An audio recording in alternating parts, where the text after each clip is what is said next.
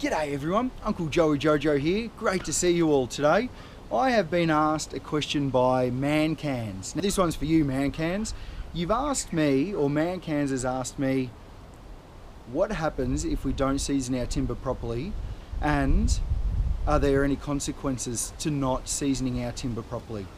In Australia, if you haven't seen my previous videos, we go through all different types of seasoning techniques, and we have a very high grade of timber that we use for our building and our structures. What I've got for you guys today, and just for you Mancans, is a deck that has been laid, and the timber is a tropical timber. It's come from an island, let's say the Indonesia or Papua New Guinea or something like that, and it hasn't been seasoned properly. I've been told that it came out pre-oiled. I've heard the term pre-oiled before. It's water that has stayed in the timber. Maybe they've given it a spray of oil before they've actually packed it into their shipping containers, and then they've sent it out here. We go through in Australia stringent measures to make sure that we get good, reliable timber, and I've got a treat for you guys just today. So step with me and check it out. I got a deck here, and this deck here has been laid about 12 months ago, 12 to 16 months ago, and it is directly north facing, or some would say northeast facing, but we won't get into that right now. You can see here, if I can get my side rule almost all the way in there, that's 16 mil that those gaps have opened up. These nails are Tider Deck nails, 65 millimeters long, and every single one of these boards here has bowed and warped. And if you step over this way over here, you can see, this is my favorite bit here, look at this kick up. The only time I've ever seen timber do anything like this is in a roof space or under a floor of an original Australian home where the timber has seasoned in place, or overseas where the timber has been laid green and then it's bowed and warped later on.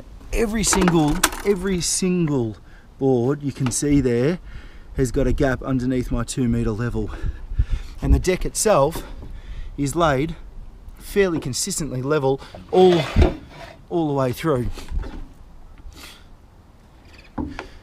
Look at all the water sitting on top of that. Now, another thing to take into consideration about seasoning timber, see this here? This is mold, white mold coming through the timber.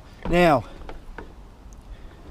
that mold comes in from overseas. Well, it does come in from Australia as well, but that timber shows me that this timber's wet. The mold is actually a mixture between the sap and the water, and it is riddled the entire deck throughout with this mold, which means that the mold will get into the timber and actually start rotting it from the inside out. If you go into the bush and you get a tree that has this mold on it, you can actually pull apart the entire tree, all of the timber on the outside edge. Step over this way. Again, all of these bowed. These miters here are perfect. This has been screwed down.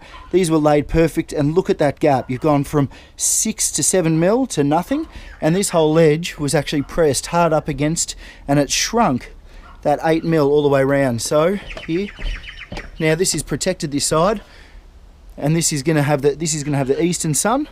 This is going to be at the back, and this is going to have the northern sun. So look how much that timber has bowed, warped, and popped just from sitting in the direct sun. Again, look at this mold. Look at all this mold coming through. Look at all that mold coming through.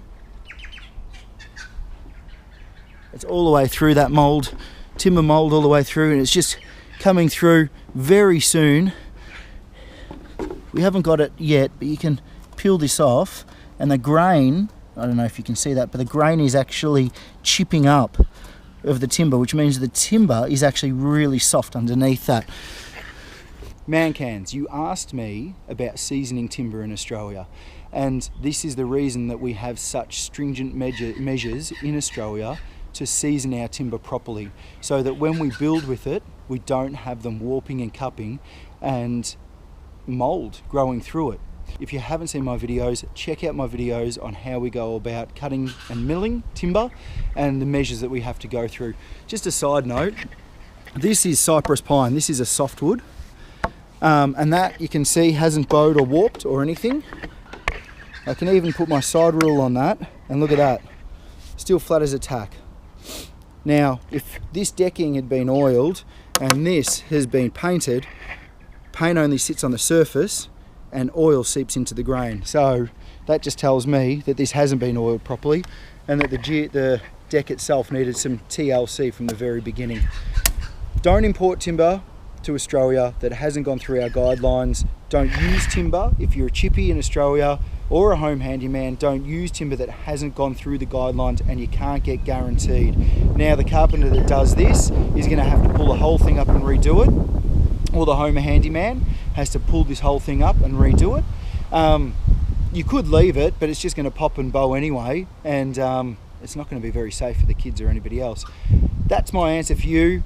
It was a bit of a long-winded one, but man cans, get your timber from Australia, get good timber that we know is reliable. Thanks for watching, stay tuned. If you've got any other questions or queries, please send them through. Until then, stay awesome. Thanks for watching.